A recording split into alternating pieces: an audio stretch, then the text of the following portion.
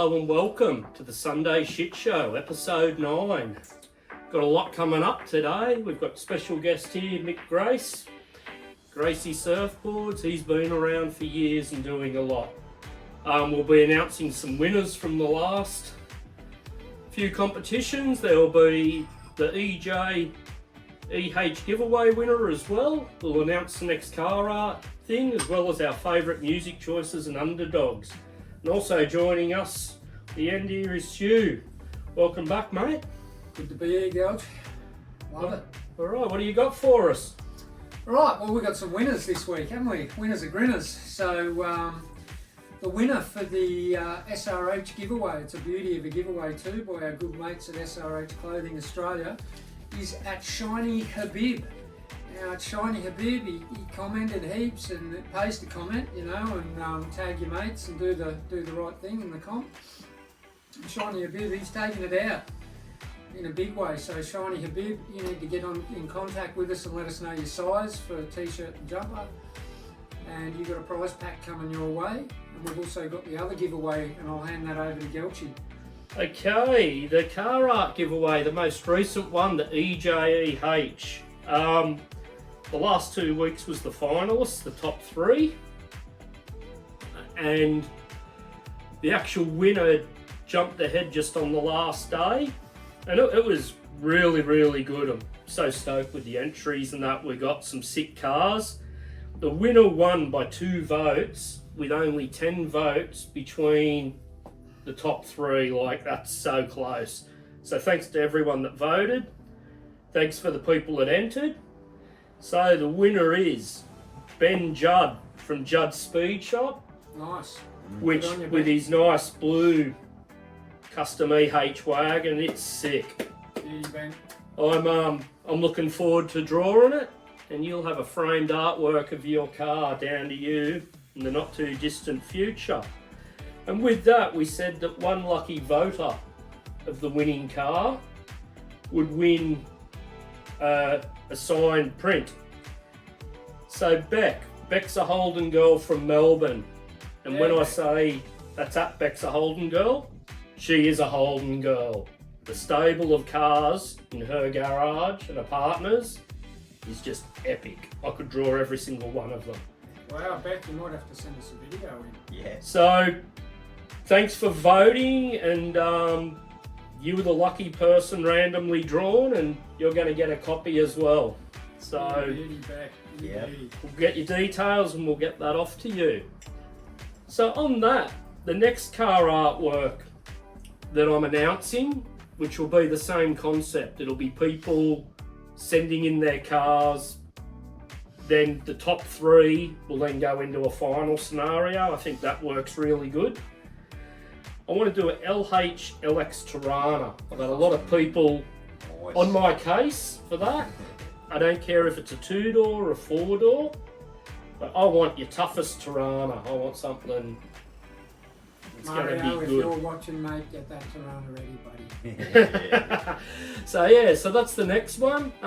All the details will be on the Sunday Shit Show on gelchie.com.au. So like these people, like at Shiny Habib, at Judd Speed Shop, at Beck's a Holden girl, they're all winners because they entered and they had a go. Yeah, get amongst it, peeps. You're giving away stuff, you want to get in there. Yeah, so Custom artworks, jeez. Yeah, they're sick too. They're sick, you know. Yeah. yeah, just like the Falcon behind us Yeah. here. So that's pretty much what you'll be getting. Damn good. Yeah. Love it. So all right, Stu, you've brought someone special along today, and someone we both know quite well. That's And dead right. Mick Grace, he's been a stalwart on the Sunshine Coast, making boards for many moons, decades. Personally, Mick's been making me boards since I was about 12, and I'll tell you what, this guy is an innovator. He is not an imitator. Mick's done some stuff that will blow your mind, and blew mine. And you know, one of the boards I'm still riding today is the 5 thing, but we'll get into that a bit later on. So yeah, Micko, Tell us Sure. tell us how you got started here on the coast, mate. Give us the rundown, because I know you got some great stories. Well, man, I used to stay with my nan at Moolbo when I was a little kid, right? And used to go down to Hayden's, to the back of Hayden's at Alex, and get bits of foam. And When are we talking about? What sort of years? geez, that'd be 64 or something like that. There Wow. you go, peeps. We're talking old school here.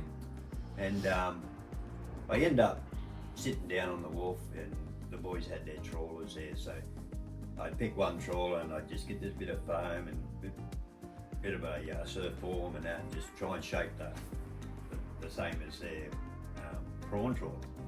And I go home and I'd sort of paint it all up, pitch a few needles off Nan and get some mosquito net and have that for the net, you know, to trawl all the prawns up. And I'd take it back down there, put their name on it, and I'd see the old, hey mate, you know, I just did your little trawler, you know, and he'd come down and he'd be just frothing, you know, so he said, I'm going to stick that on the dash of my board, you know, on the dash of my trawler. And yeah, so that was basically, I was really good with my hands, you know, I flunked school and everything, so anyway, yeah, so, and another, like, as I was saying to Stu before, like, we used to surf the spit right up in the corner there. It used to be, must have a lot of sand there back in the day. And anyway, we snapped, I borrowed the cousin's mallet, I ended up snapping it right on the shore break. So me and my brother, it was sat under the house at Nan's place for months, you know, so we ended up ripping the glass off it, and we just had it split right in the middle, enough room to make, you know, 2 4-footers out of it, sort of thing, you know. Wow. Anyway, we glassed it up, didn't know what we were doing, had moss and bloody, you know, cobwebs and fucking dirt and everything in it. And ended up surfing it down at Alex. We got these fins and just stuck 2 pins on it. Anyway, got down to Alex there, and it actually worked, you know. It was sort of like the first shortboard sort of thing, because I couldn't ride the mals and that, so anyway, yeah, so that was sort of like the beginning of things, you know. And I go to school and all I did was just, you know, draw waves and surfboards. As on you my do. books and, you know, like we all did. Anyway, this guy, Jim Pollo, moved to town, and I ended up getting a job out at the old Richardville Road. It was, I think it was like Everhard or something like that. And he got a building across the road at Besser Bricks, you know. So anyway, at lunchtime I'd go out, you know, have a look around, and, you know, told him that I was interested in doing boards and stuff. So he ended up giving me a job just wet and drying, sweeping the factory, cutting glass for fins and everything. So, and then he got me a blank. Each lunchtime I'd go over there and do a bit, you know, and end up finishing it, and it turned out not too bad, you know. So, with his help, you know. So that's how I basically got the start on shaping, you know. But I had to learn all the other stuff first, you know, so Yeah. which was pretty good. So, you know, I could do everything myself, sort of thing, right down to with foiling fins. that, there's a couple of things you brought up in that which I think's important. You don't see it these days with the new super clean machines, Oh, the yeah. surfboard factories.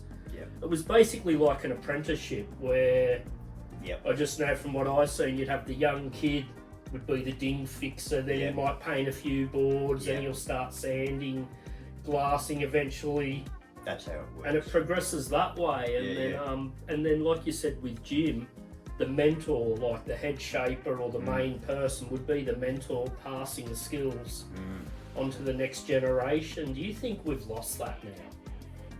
Well, you know, it's pretty easy nowadays with the shape machine, you know. I mean, you don't use your brain with the shape machine, really. Yeah. I mean, the machine does that for you. I mean, when you think about it, you know, you've got a planer and a blank. You've got to come up with an outline. Yeah. You've got to get your thickness. You've got to have your rocker right. I used to have like a flat board. I'd sit the blank on and I measured those and that. I'd plane it down once it's cut. You know, figure out, you know, if you sit that far forward. Yeah, So, well, Jim, as you know, he was the channel master, so that was the next level, trying to put channels in. And I mean, we tried everything. So we had like the bonzers, the channels, and twin fins, and you know, single fins. But his single fins, you used to make them like a dolphin's fin, you know, so it count all the foils over it. You know, it would have taken him hours to foil it and everything. So everything was just perfect. You know, we had to wet and dry that down, so everything was just perfect. You know, so yeah, so craftsmanship. yeah, and everybody laughed at us because we were doing channels and that, but after a while they all come around, you know, and Jim's channels were really long right through the whole board, you know. I don't know if I've got any photos there of it, but yeah, pretty mad, you know, so not everybody liked them, but I ended up breaking mine up from the middle just into the tail, and yeah, so I found that was better, and most waves, point breaks, being a goofy, I was on my back end the whole time, you know, and I only wanted that thrust off the bottom, just through the tail, you know. Yeah. Just work with a little concave up the front. Yeah, so, and like the rest is sort of history now. I've always wanted to try a few things, so, you know, I've done the 7-finner and Pull this I'm not claiming I'm the first, but I have tried everything, you know. And you got the 7-fin up here and the 5-fin, and a little step deck there, and Is that you surfing on that one? yeah, that's my little step decks that I used to do. Yeah. Those ones there. So I'll just say something too, peeps. Gracie's won pretty well every competition that's been on the coast. I was going to for mention that. for his too, division yeah. as well. So, you know, you're talking about someone who rips and can shape for what On his own boards too, you exactly. know. And like I never surfed comp. I never started surfing comps until like I was 28, senior men's. Yep. You know, so every time they had the comp at Maroochydore or something like that, you know, we just go, oh, let's go to Watala, mate. Who wants to surf crappy old Maroochydore when Watala's going off its brain, you know, all point cardies or whatever. So yeah, it's that's what we had to do, you know, and been a good little thing. I've worked for everybody over the coast, you know, so. Well, I started getting boards off you when you were at Free Fluid. Yep. Great old, love Free Fluid boards. I'll tell you a story about the free fluid. Was back in the day, you could you drive down to Watala. We didn't know where exactly Watala was because it was just a nudist camp and a car dumping place, you know. And anyway, we rocked up to sand dunes on Gary's bike, you know, my brother's bike. And we got up in the sand dunes and there was like one guy out, but it was just like A-frames everywhere. I'd never seen it before in my life. And they were just going, how good is this spot, you know? So anyway, we got back and got our boards and went back out, and the one guy was actually Steve Reed, and he sort of heard through the grapevine that I, you know, was shaping and the up and coming sort of thing. And so happened that later on, you know, once they had the free fluid set up going and I was finished with other crew and that, looking for work, and I ended up working for free fluid at the same time, you know. So it actually got me around the whole coast, you know. So I basically knew everybody, you know, back then through my boards and stuff like that. Not everybody had them, but you know, I don't expect that, you know. Like, you were shaping for Plantation as well. and Plantation and Beach Beat. I've probably been through the whole lot a little bit. I first met It's you. all work. I first met you at Beach Beat. I rocked up one Saturday. You were shaping and only board I'd ever bought off the shelf. I managed to do some damage to the tail, and you took care of me. And I'm like, well, I found my shaper on the sunny coast. I'm gonna work with, and then to find out you lived here in Coolum, and then seeing you surf. So Sunny Coast is a funny place. The waves are quite gutless. It's that, but first time I seen you surf was out at the bays there at Coolum, and you just had this speed and flow with turns Yep. that just powered, and it's like That's what I was aiming for, you know, fast and manoeuvrable. Never oversized the fins, so I always had the minimum fins if possible, just so, you know, you'd suit the little waves we get on the coast here.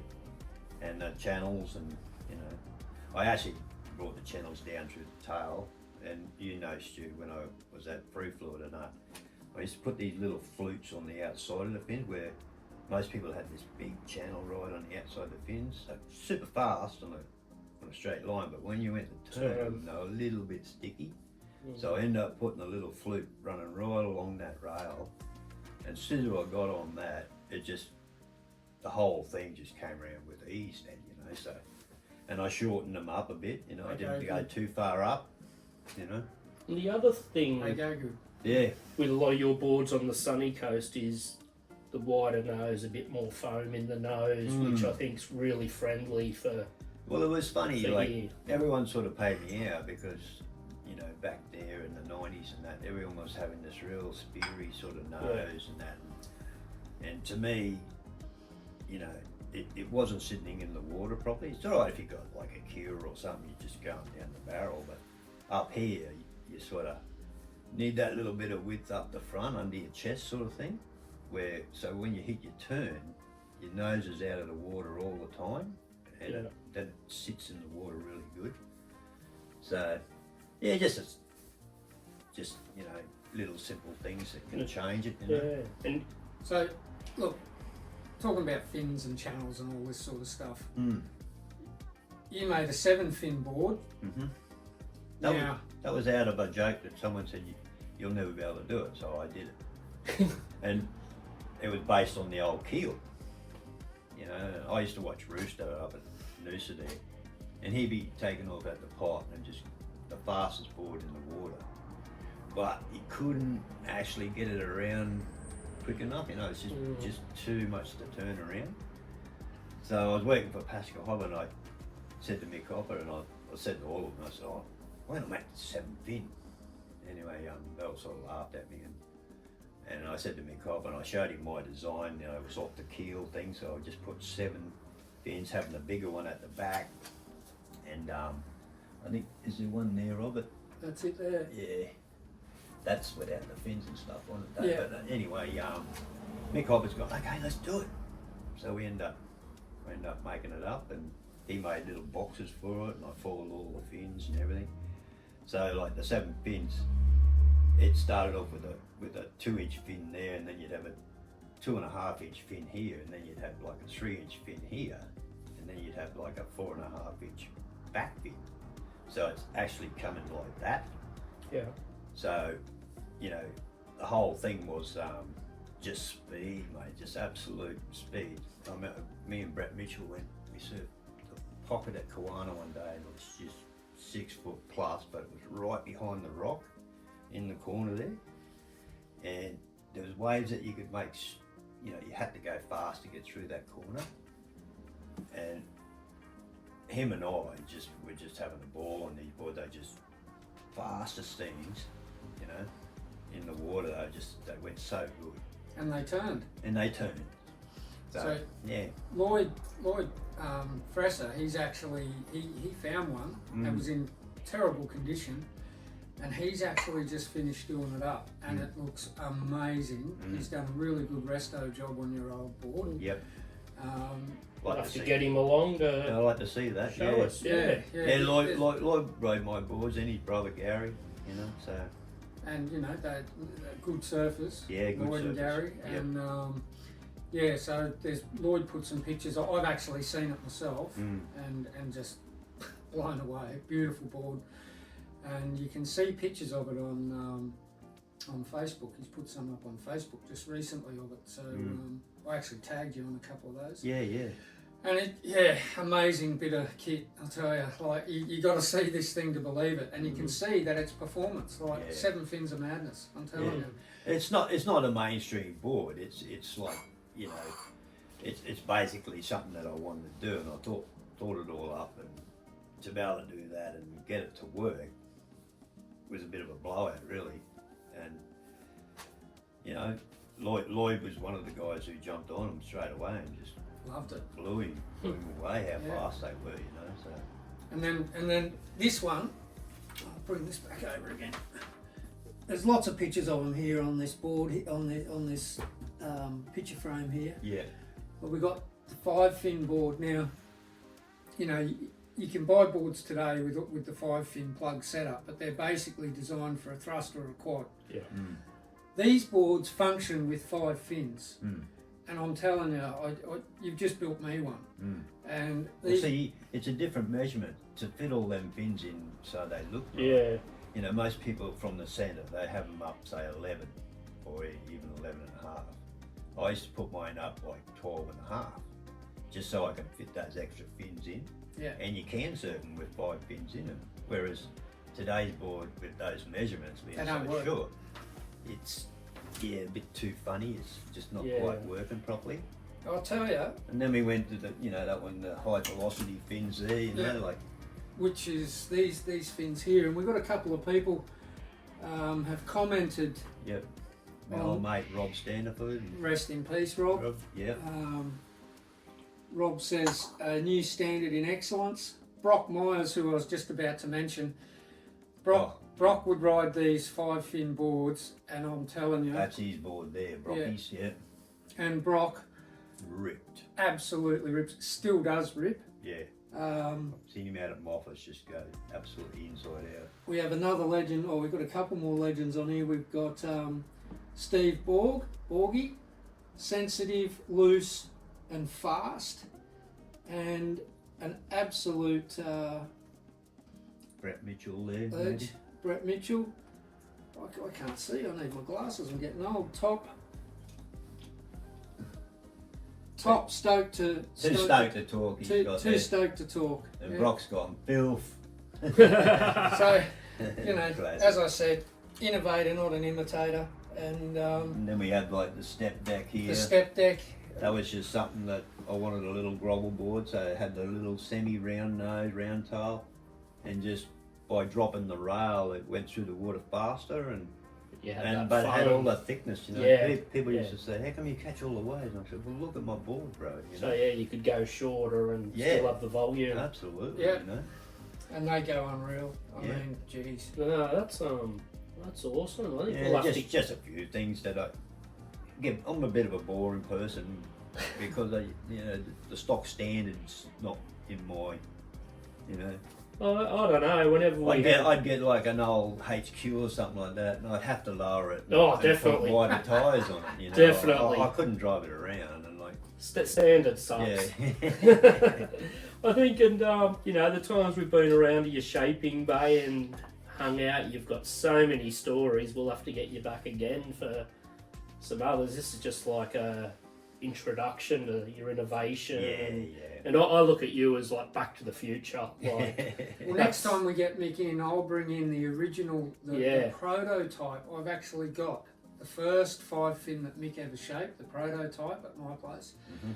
Very, very lucky Yeah, privileged yeah. to have I that won a board. lot of Sunshine Coast titles on that board, mate, and it actually got those other guys to. Onto it. They wanted to ride my board in the next heat, Yeah. they weren't in my heat, Wow. But if they're in my heat, they weren't getting it. Because I know they'd win, because the way that board went was insane, Oh, Stano was bad for Oh, that, wasn't he? yeah. Yeah, well, But anyway, when we're not getting any younger and we're all definitely getting a lot greyer, but what advice would you have for a young person? Not that the traditional surfboard shaper model exists anymore, but well, people are calling themselves shapers now, and like they're getting the board out of a machine, a computer, and it's Yeah. like everything's done. The hard work, all the thinking's gone. All they got to do is round the rails and sign it. Smooth it out and sign it. Really, they can put channels in it, of course, whatever they want to do, but it's easy. It's quick and fast. If you're a big company and you want to get boards out, that's the way to go. Do it, yeah. But Well, you look these days, right? You've got everyone rides the same boards nowadays. Yeah. It's too fucking boring. You got things like, look, you got John and Philippe Toledo Yep. and all these people, right? So John's on a Pizel. Pizel makes great boards, Yep. wicked boards. Absolutely. But people see John winning comps and go out and buy John's boards, but they're not John. That's Yeah. what I think's really lacking. Do you know what I'm saying? So, look, I don't know. My advice personally is you get to know your shaper. That's You tell the shaper the truth, how you surf, where you surf. surf what with your shaper. You know, if you can go for a surf with your shaper, let him see you surf. He'll build you a board for you. That's yeah. Do you know what I mean? This Yeah. is what I think's missing today. A lot of people will just go into a shop and grab a board off the rack Sheep. that they've seen one of the top pros ripping on and expect to be able to rip like that top pro. It doesn't work like that. They're pretty good though. Like most of the boards. Oh yeah, they're don't well. get me wrong. They're super tuned up Yes. for everybody nowadays. Basically, they got it down pat. It's a miracle, the shape machine and all that stuff. But you know, to me, I wanted to do it myself. You know, I didn't want a machine. You know, I only had a planer. That was my machine, and the rest would come up in the head. You know. Yeah, well, look, if we go back in time, you had Michael Peterson. He was a legend, and he shaped his own boards. You know, you had Simon Anderson. He invented the thruster. Yep. Glenn Winton. Yeah, Glenn Winton. He'd shape his own boards. You know, not saying who has time. I don't. Personally, I don't have time to shape my own boards. But Yeah. Mark Richards. Mark Richards, absolute legend. Yeah. Right. It's to me, talk to your shaper. Yeah. I don't know. Look, A lot of each to people their don't. own. Each to their own. A lot of People people don't have time. I think that's the whole problem now. I think I couldn't pick a board that there's 40 boards there and they all look the same. Same. And you just go, well, which one do I get? You know, so anyway, Yeah, I think that's the way it is. And they seem to get, everybody's getting on, you know. I'm too old to worry about that stuff now. I've had my day, I had to go. I'm just happy just cruising along. you've left a really good mark on the sunny coast, Button. There's a lot of history. Yeah. And like the history and There's the a lot of innovation haters. and There's a lot of haters always because is. I was doing something different out of the ordinary, and you know that's fair enough. But then the guys like Stu and you guys, and you know, like who just wanted to do something different, you know, that's the way it is, mate. You know, you only got one life to live. You might as well. So I can't grab a board like this one just from any old shop. Absolutely, Sit down. You know, I want this and. Yeah, I personally done that one for you. You know, I'm getting a bit heavier, post back injury, Yep. can't move as well, and Yep. that served the purpose. So. Anyway, look, as I said, I'm not taking anything away from the boards in the shops because they're all, they're great boards. They're beautiful looking boards. Yeah. And I'll go on experiments sometimes. I'll go down and buy a new board. I've had Merricks. I've had Lost Surfboards, Matt Wireless. Yeah. I haven't tried a Sharp Eye yet, but I know they go well. I've got mates riding them and they're ripping on them, so it's not saying these boards don't go well. No. But personally, for me, I like to go over and see Mick. He knows how I surf. He shapes me a board, and I know for round here that thing's going to perform. And it comes back to the constant thing we talk about, with all the WSL and all the seriousness. Let's make surfing fun again. Exactly. Let's ride something you enjoy. Back then too, like I made these little hot doggers. I used to call them hot doggers, and I guess they call them mid-lengths nowadays, which is, fine. But basically, I was probably the only one making those things on this coast here. And I remember like the plantation boys, like John Jagier and Paul Anderson and all them, they get their 7.2 hot doggery things, semi-round, but like with a short board bottom and everything, and they were really good sellers for the guys who were a little bit bigger and a little bit older and stuff like that. But they turn really good, and I got a little round one there, like that was mine. That was only like a 5.8, but it had the channels, it had a nice rocker in it. Mm-hmm. Some of the guys who are doing them now, to me, don't put enough rocker in their boards. Too flat. They're just a bit too flat, because then they tend to go more like a Mal then. You know, haven't got that spring in them when you've got a bit of rocker and that. Yeah. Rocker's a winner, mate. If you ask me, I look at a lot of boys with that design, like the mini Mal type thing or mid-length, whatever they want to call it. Just not enough in them, you know. Not enough tail lift. There's no excitement in them. You know, they're pretty straight, you know. So I know the guy might be a good surfer, but why would you go out and buy a VW when you can buy a V8 Holden? Exactly. You know? Now, you just mentioned something about, make surfing fun again. I just want to bring up something quickly. It's off the subject a little bit, but surfing etiquette. Surfing etiquette is also something that's been lost. Oh, big time. And look, I just want people to realise wherever you go, there's people that live there, right? Yep. Locals. Now, I'm not saying localism's a good thing. It can be good and bad. But you've got to remember, these people live there. So don't paddle out and try and take over a break and think you own it. Have respect for the people that live there. Yep. Take turns. It's all about taking turns and sharing. It's not hard to do. No, be friendly to the people that are in the water near you. Show respect. And that's making surfing fun again. Everyone's there for a good time. Don't drop in on people. Yeah. Dropping in sucks.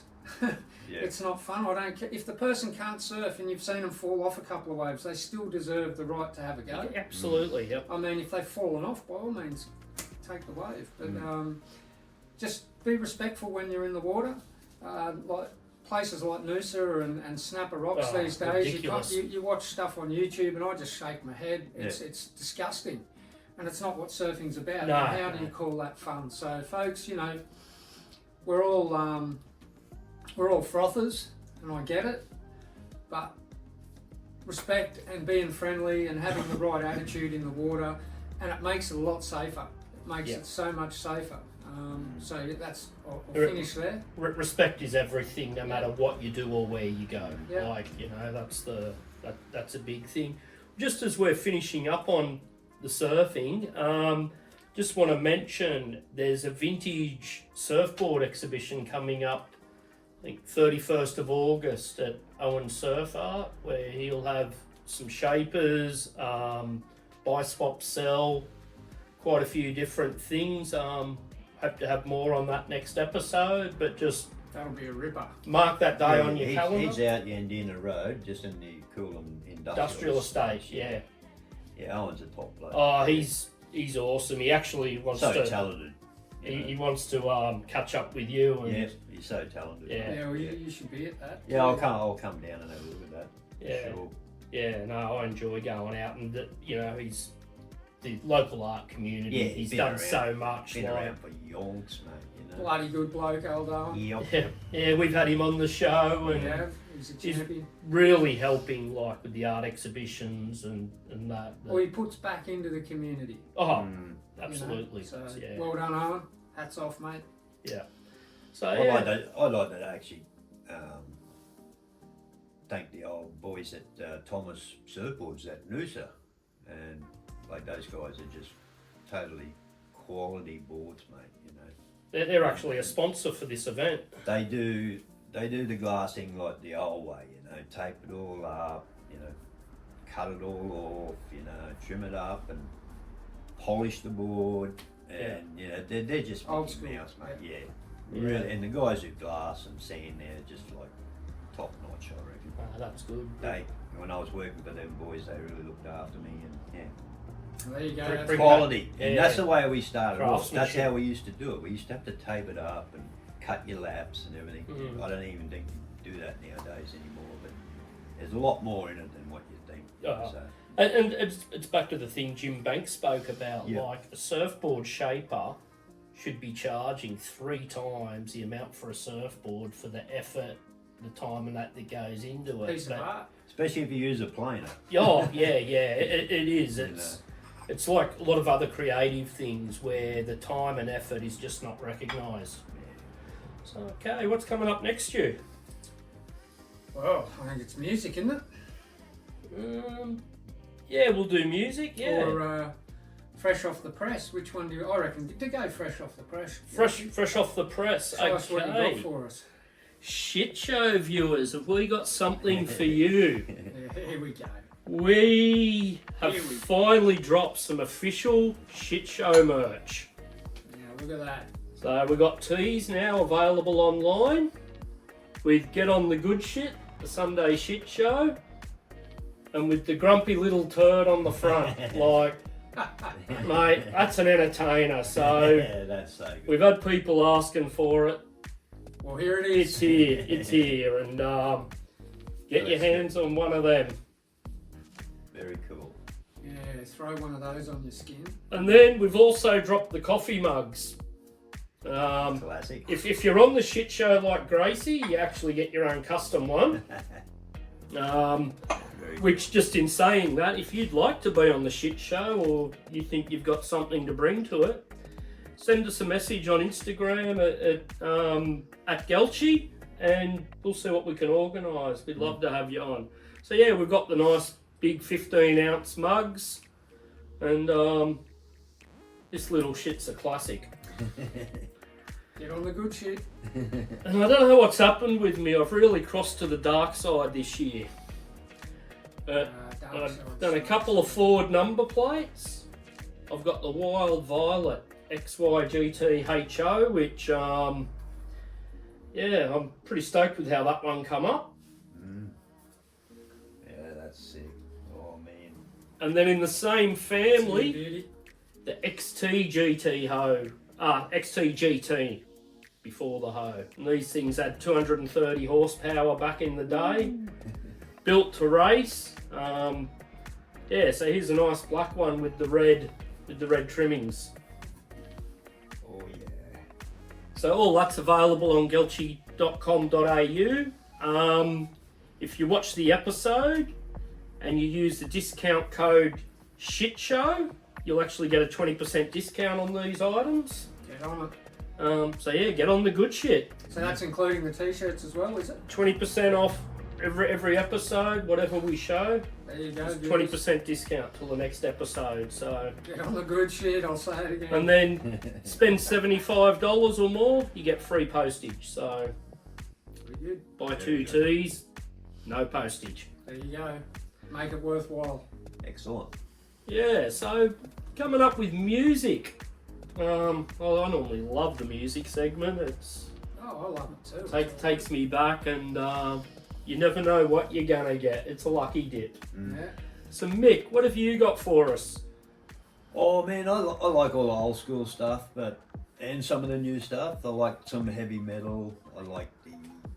I love Santana because years ago when I had my stereo.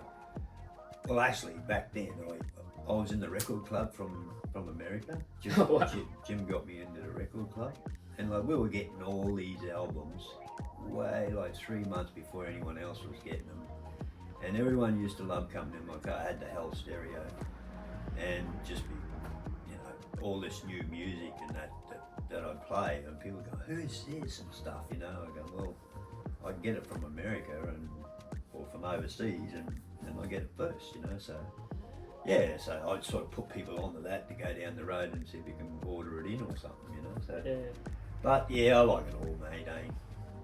Right up to the heavy metal. I know I've got grey hair, but I do like the heavy metal, but I just got You- headphones for that because the old girl don't like it. You had Metallica's Whiplash going before. Oh fuck yeah, mate! I love it all. you go. Classy. Sorry for swearing, but yeah. Stu, what have you got this week? I've gone a little bit old school myself. Well, not that old school, but I've been listening to the Cottonmouth Kings, and a song of theirs that sticks out to me is Running Things.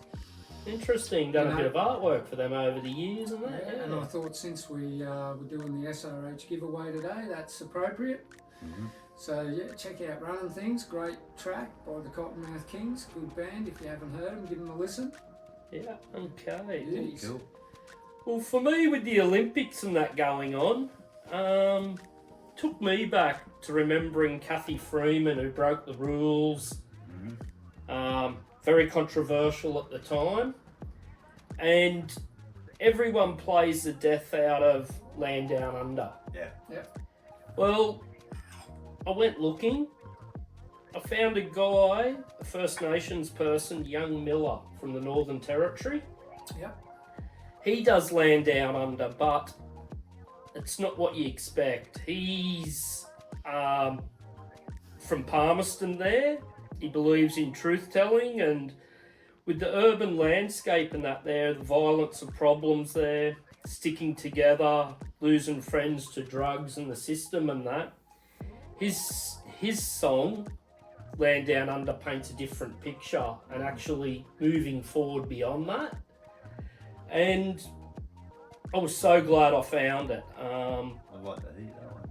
Yeah, it's hip hop. It's different, but it's just so honest. So, I in 2008, I actually managed to spend 6 weeks in Darwin, doing volunteer work in a Indigenous community, and I tell you what, it was an eye opener. We often think about Africa and stuff like that. Seeing how the people lived there shocked me. But what was even better was coming to an understanding of that is how they wanted to be. And Palmerston, where young Miller is from, we would actually have a Friday take the bus.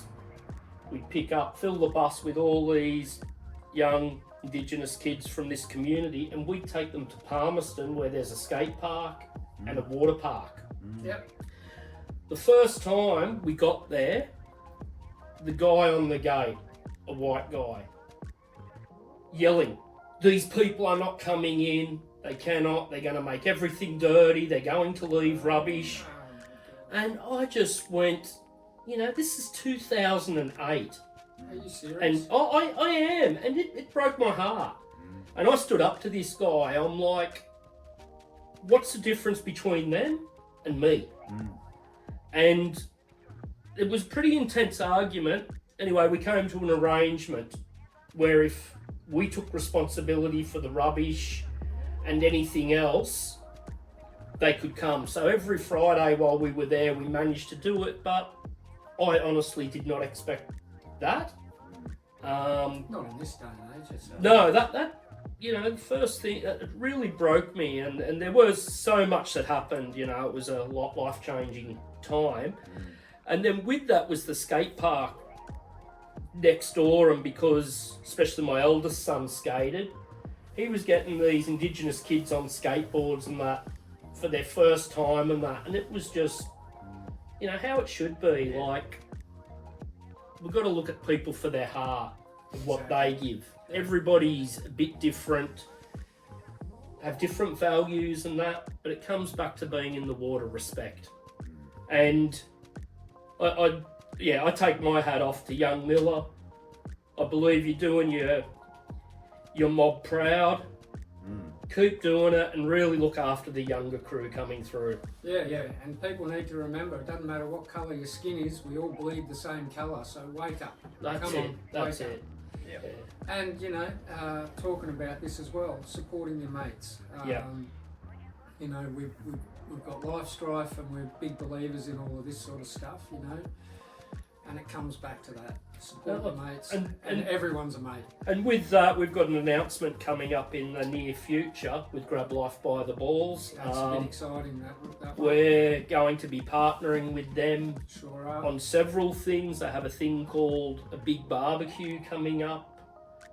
I think it's between the 1st and the 8th of September. We're in the process of organising that now.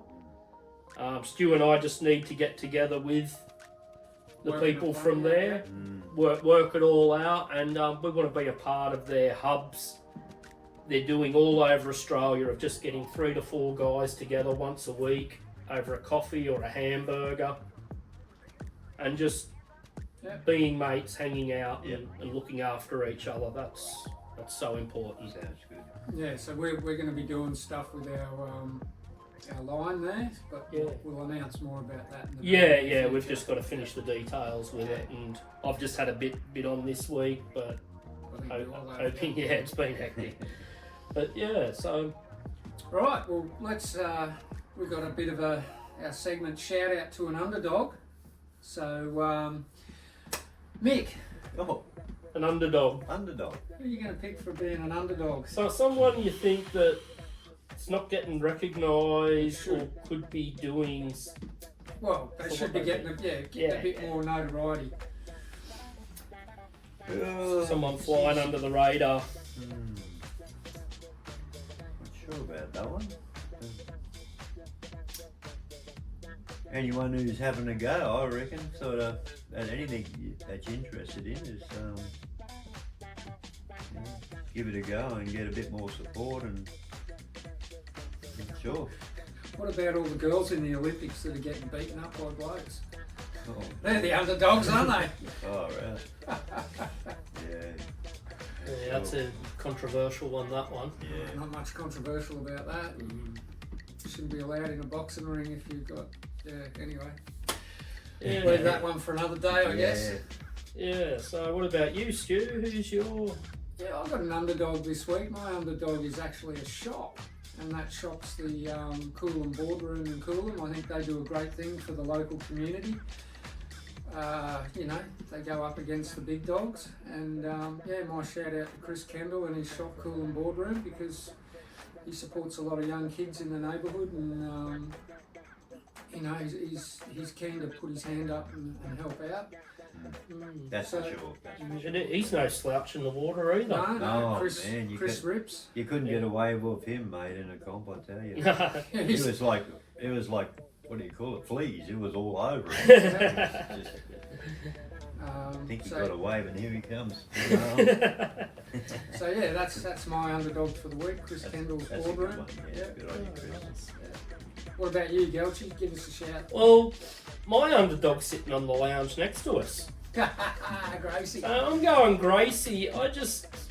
From when I was young, I loved hanging out, you know, down the Central Coast Future Shop with Porkman, in the shaping bay, just seeing what's going on. I paint me mate's surfboards, and I just love the vibe, seeing the crew and that there. Yeah. And we've lost that.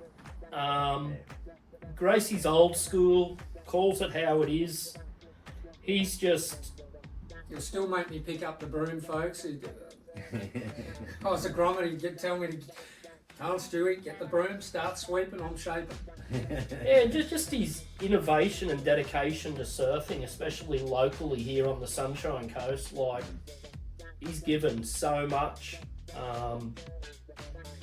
you know, and he's got so much to offer. And 100%. yeah, and I just, you know, between him being the surfer he is, being so competitive, I'd hate to count how many boards he's shaped. Because I met you when you were at Beach Beat and you were pumping them out there. And I spent the whole day just planing down blanks, yeah, looking at the order forms and planing them all down. Fill the whole room up. Oh, I remember being a kid in Caloundra and everyone had a free fluid under their arm. Yeah, I'll yeah. tell you, most of them were shaped by Mick Grace. yes.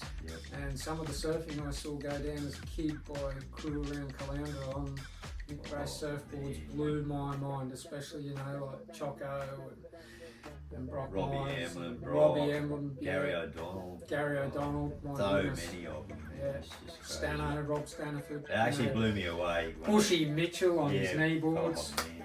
It blew me away when I worked down there. Those guys just took me under the wings and just So if so you're good. if you're on the sunny coast, I'd suggest check the bottom of your board. If you've got a few boards hanging around, more than likely one will have Mick's name on it. Show him a bit of respect, you know, like you often hear them talking about Mark Richards with the twin fin, Simon Anderson with the thruster and this stuff. Mick has actually contributed so much to, especially now with the hybrid type surfboards and design elements Channel bottoms, step decks. that has come out, and outside of small circle in the Sunshine Coast, a lot of people wouldn't know Yeah. who you were. I remember seeing some pop-out boards being done as step decks. Can't remember what brand they were, but it's like, Gosh, that's... Cole Smith from Redhead, rest in peace. he took a couple of boards that Gracie shaped him to Hawaii and blew people's minds. Actually won a couple of big competitions in Hawaii on those boards. So, you know, this guy's no slouch. Definitely an underdog. So humble, like that's, yeah. And you can find Mick Grace on Facebook. You want to order a board off Mick, get on there and hit him up. Yeah. And you'll be pleasantly surprised. Yeah. So. Thanks, boys. No, you're welcome. I only did it because I just love the sport and you know, I'd try anything, you know, try and get it to work. If it didn't work, I'd still try and get it to work. Change your fins, maybe, you know, next board you get to change your tail design. But it's got a lot to do with rocket and that, you know. You ain't got the right rocket, you're going nowhere. I think it's encouraging to a lot of people that want to think outside the box and have a go. Like, yeah, it's well worth having a go. You're going to have the haters, but it's always that 5 to 10% that believe in themselves and have a go that break through, and that's... Yeah, and just enjoy yourself. That's what it comes back to, you know. Try things, enjoy yourself. That's all I did. I just basically wanted to go surfing, so I wanted a job so I could surf every day, and that's it. Yeah. That's why I got skin cancer here, up here, all over my arms and that, but it was worth it. You know? Life's what you make it. Yep. Yeah. And So, lucky to survive the old shark attack too. Like that was pretty heavy too. Yeah. And quite a few shark moments. Actually, I'll tell you a story if we've got a little bit of time left. Yeah. Going to the island, you know. Okay, there's this one day we were all rocked up, me and Stumpy and Jim Pollard in the back of his EH Holden and everything, pulled up at North Shore there. And we looked at the island and it was like this big southerly swell coming through. And the shore break was like 8 foot. And we had like a big backpack, we had to get through all that first, get onto the island. And there was one guy out when we looked through the binoculars and it just, like it was like at least 8-10 foot. And anyway, we got to the island and he saw us coming and he came in and it was like Neil Schultz from Coolum. And he's got cuts all over him. And what's the go, mate? You're getting wiped out. He goes, no, mate. There's this whopping big tiger shark out there. Every time I go out, he comes in and tries to have a go at me. So I've got to go in and get flogged. Yeah, so. Yeah, that's it was a bit heavy. Yeah. And then another time paddling there with 4 or 5 of us. Halfway there, and this big fin comes up. Goes right around us like this. So we had to get into a little circle and just keep paddling real slow to the island. Well, next time we get Mick on, viewers, I want to ask him about sharks. Why sharks is called sharks down at between Alex and Maroochydore, but that's for another time. And that's heavy shark story involving Gracie's brother. And Gracie was out there, so we'll have a chat to him about that one next time, because that's that's pretty heavy. There's some heavy scenes. Yeah. Okay, so that brings a close to this episode of the Sunday Shit Show. Thanks so long for coming along, Mick. Really, thanks, mate. really appreciate it, mate. It's always a pleasure. Yep. So everyone, remember, get on the good shit with the Sunday Shit Show. See you next time. See you.